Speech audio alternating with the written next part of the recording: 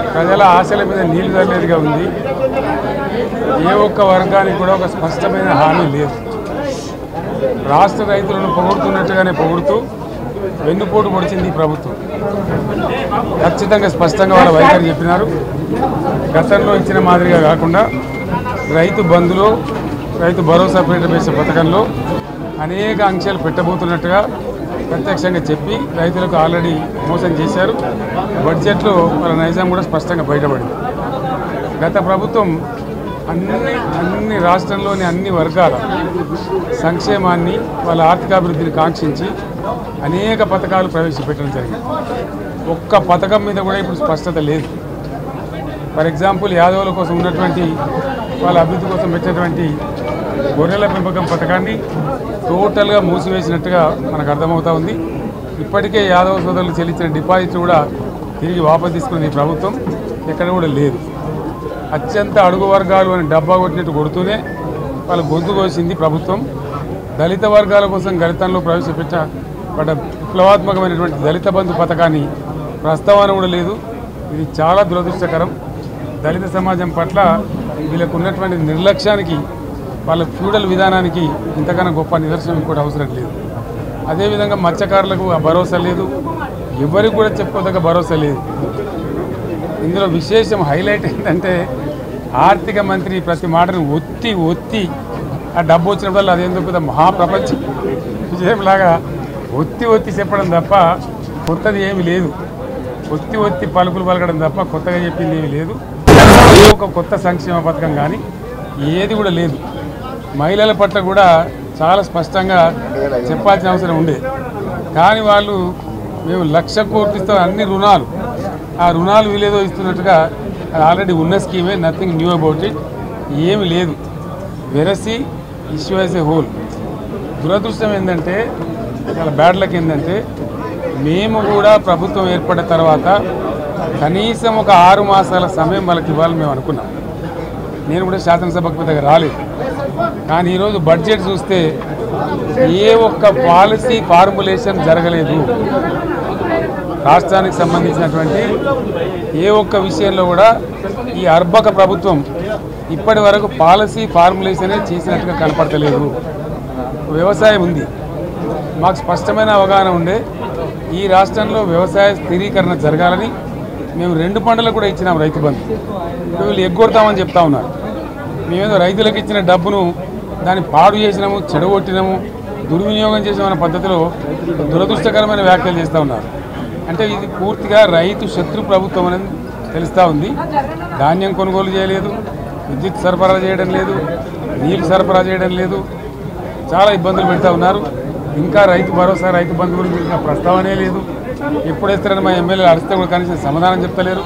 కాబట్టి రైతులను వంచింది ప్రభుత్వం, వృత్తి కార్మికులను వంచింది. ఒక్క పాలసీ ఇండస్ట్రియల్ పాలసీ ఏమి లేదు. బట్ గ్యాస్ ట్రాష్ పంచరంగల్ ఈస్మాన్ కలర్ లాగా చెప్పడం తప్ప స్టోరీ టెల్లింగ్ లాగా ఉన్నది తప్ప బడ్జెట్ చెప్పినట్టు లేదు.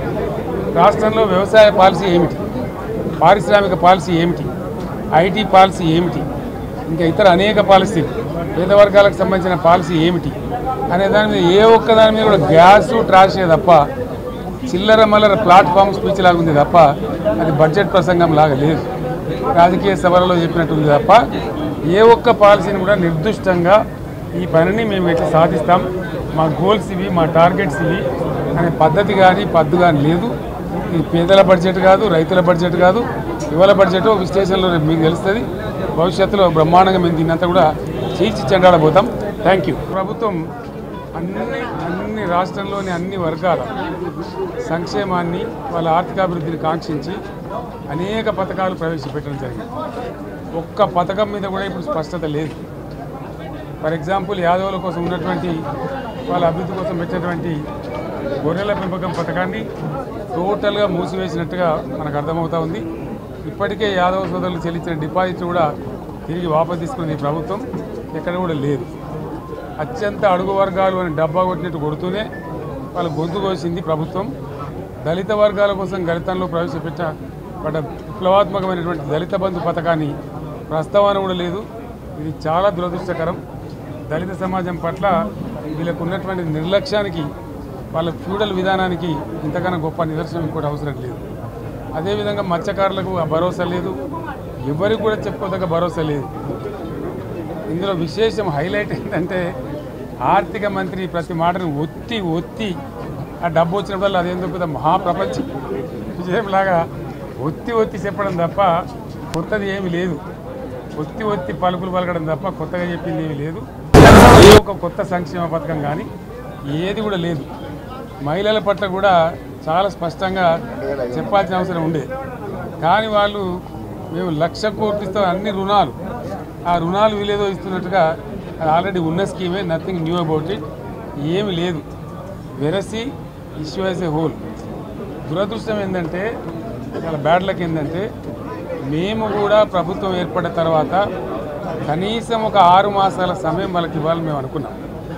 నేను కూడా శాసనసభకు పెద్దగా రాలేదు, కానీ ఈరోజు బడ్జెట్ చూస్తే ఏ ఒక్క పాలసీ ఫార్ములేషన్ జరగలేదు. రాష్ట్రానికి సంబంధించినటువంటి ఏ ఒక్క విషయంలో కూడా ఈ అర్బక ప్రభుత్వం ఇప్పటి వరకు పాలసీ ఫార్ములేషనే చేసినట్టుగా కనపడతలేదు. వ్యవసాయం ఉంది, మాకు స్పష్టమైన అవగాహన ఉండే ఈ రాష్ట్రంలో వ్యవసాయ స్థిరీకరణ జరగాలని మేము 2 పంటలకు కూడా ఇచ్చినాం రైతు బంధు. వీళ్ళు ఎగ్గొడతామని చెప్తా ఉన్నారు. మేమేదో రైతులకు ఇచ్చిన డబ్బును దాన్ని పాడు చేసినాము, చెడగొట్టినాము, దుర్వినియోగం చేసామన్న పద్ధతిలో దురదృష్టకరమైన వ్యాఖ్యలు చేస్తూ ఉన్నారు. అంటే ఇది పూర్తిగా రైతు శత్రు ప్రభుత్వం అనేది తెలుస్తూ ఉంది. ధాన్యం కొనుగోలు చేయలేదు, విద్యుత్ సరఫరా చేయడం లేదు, నీళ్లు సరఫరా చేయడం లేదు, చాలా ఇబ్బందులు పెడతా ఉన్నారు. ఇంకా రైతు భరోసా, రైతు బంధు గురించి ఇంకా ప్రస్తావనే లేదు. ఎప్పుడేస్తారని మా ఎమ్మెల్యేలు అడిస్తే కూడా కనీసం సమాధానం చెప్తలేరు. కాబట్టి రైతులను వంచింది ప్రభుత్వం, వృత్తి కార్మికులను వంచింది. ఒక్క పాలసీ, ఇండస్ట్రియల్ పాలసీ ఏమిటి? ఏమి లేదు. బట్టి గ్యాస్ ట్రాష్ పంచరంగ ఈస్మాన్ కలర్ లాగా చెప్పడం తప్ప, స్టోరీ టెల్లింగ్ లాగా ఉన్నది తప్ప బడ్జెట్ చెప్పినట్టు లేదు. రాష్ట్రంలో వ్యవసాయ పాలసీ ఏమిటి, పారిశ్రామిక పాలసీ ఏమిటి, ఐటీ పాలసీ ఏమిటి, ఇంకా ఇతర అనేక పాలసీలు, పేద వర్గాలకు సంబంధించిన పాలసీ ఏమిటి అనే దాని మీద ఏ ఒక్క దాని మీద కూడా గ్యాసు ట్రాషే తప్ప, చిల్లర మల్లర ప్లాట్ఫామ్ స్పీచ్ లాగా ఉంది తప్ప అది బడ్జెట్ ప్రసంగం లాగా లేదు. రాజకీయ సభలలో చెప్పినట్టుంది తప్ప ఏ ఒక్క పాలసీని కూడా నిర్దిష్టంగా ఈ పనిని మేము ఎట్లా సాధిస్తాం, మా గోల్స్ ఇవి, మా టార్గెట్స్ ఇవి అనే పద్ధతి కానీ పద్దు కానీ లేదు. ఇది పేదల బడ్జెట్ కాదు, రైతుల బడ్జెట్ కాదు, యువల బడ్జెట్. విశ్లేషణలో మీకు తెలుస్తుంది. భవిష్యత్తులో బ్రహ్మాండంగా మేము దీన్నంతా కూడా చీల్చి చెండాడబోతాం. Thank you. ఇప్పుడు ఆపరేషన్ లేకుండానే మోకాళ్లకు ప్లాస్మా ట్రీట్మెంట్. మీ ఆర్థోపెడిక్ సమస్యలన్నిటికీ రోబోటిక్ టెక్నాలజీ ద్వారా తక్కువ ఖర్చుతో శాశ్వత పరిష్కారం. Free consultation. ప్రతి ట్రీట్మెంట్ పై 20% డిస్కౌంట్. ఈ ఆఫర్ కొద్ది రోజులు మాత్రమే. త్వరపడండి. V9 hospitals 9281465842.